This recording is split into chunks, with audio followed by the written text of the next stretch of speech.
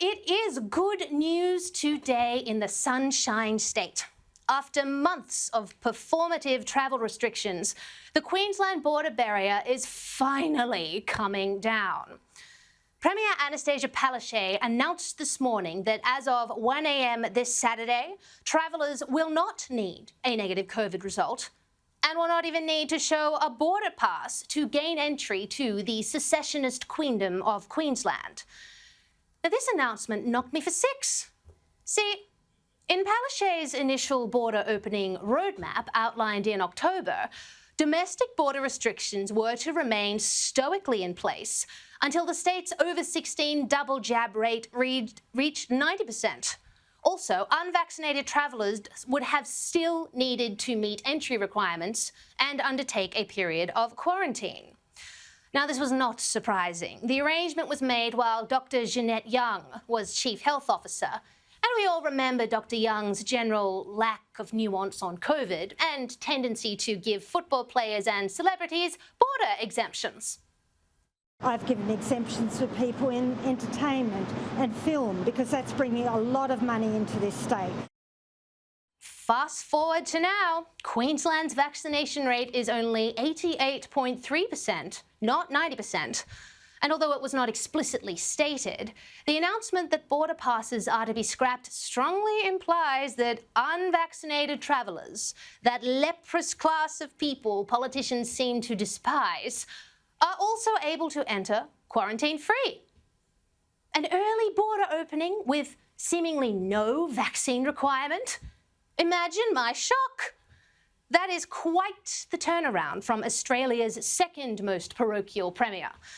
In fact, the last few months have been full of similar shocks, like the fact Palaszczuk relented seemingly overnight on the day 5 test for tourists, then conceded to a rapid antigen test instead of a PCR pre-departure after disparaging rats and hailing PCRs as the gold standard just a few weeks prior. So what's the secret ingredient to this change in approach? Palaszczuk could easily have done a Mark McGowan and continued to play into her parochial base to justify an even longer border closure. So what gives? Enter Queensland's new Chief Health Officer, Dr. John Gerard. It's just another virus. It is just another virus. It's not. There's nothing mystical or magical about it. It's just another respiratory virus. And in this case, we've got an effective vaccine. I think that's it. I think it's as you exactly said. It's the fear of the unknown. What a refreshing change of pace. Could you imagine such a thing coming out of the mouth of Jeanette Young? I mean, how is this possible? Perhaps it's because, unlike Jeanette Young, Dr. Gerard is an infectious diseases expert. In fact, he treated the first case of COVID-19 in Australia back in January 2020 and has worked extensively in Sierra Leone treating people with Ebola.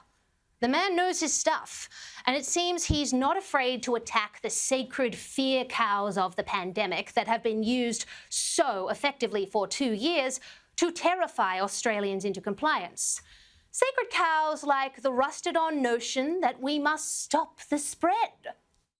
Not only is the spread of this virus inevitable, it is necessary.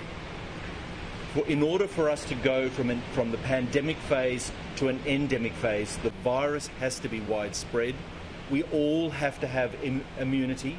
You will all have to develop immunity, and there's 2 ways you can do that: by being vaccinated or getting infected. There are only 2 choices. There are only 2 ways to do that. And once we've done that, once the virus is spreading, once we all have some degree of immunity, the virus becomes endemic. And that is what is going to happen.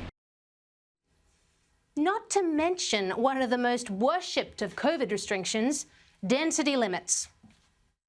I acknowledge this is controversial, and others would not agree with this, but we are not going to stop this virus, and a minor change like imposing a density limit of 1 in 2 square metres, I think the evidence suggests that it's not going to have a major impact on the virus, but it would have a major impact on the greater society. How is this man the Chief Health Officer of Queensland? Now, I'm not complaining. I think he's fabulous. I'm just wondering how he's managing to coexist politically with Annastacia Palaszczuk. I mean, let's be real. No sensible person still believes that so-called health advice is untainted by politics. It became pretty obvious early in the pandemic that the advice from each chief health officer tended to eerily complement the political ideology of whichever premier they were advising. Not to mention the focus group polling. In the case of Palaszczuk, she was exposed when it was reported by The Australian in August last year that since May 2020, she'd been relying on secret monthly sentiment polling of Queenslanders, seemingly designed to help her decide the scope and duration of COVID restrictions. Now, we all know that Annastacia Palaszczuk is a one-trick pony on COVID, so how will she manage the stallion who's just sauntered into the barn? More to the point, how will he manage her? There are already inconsistencies between what appears to be Dr. Gerard's COVID mentality and the policies he's recommending. For instance, the mask mandate. Not only is this onerous in the middle of summer, but how can you justify a total mask mandate for a population with such a high vaccination rate? Well, here's some insight.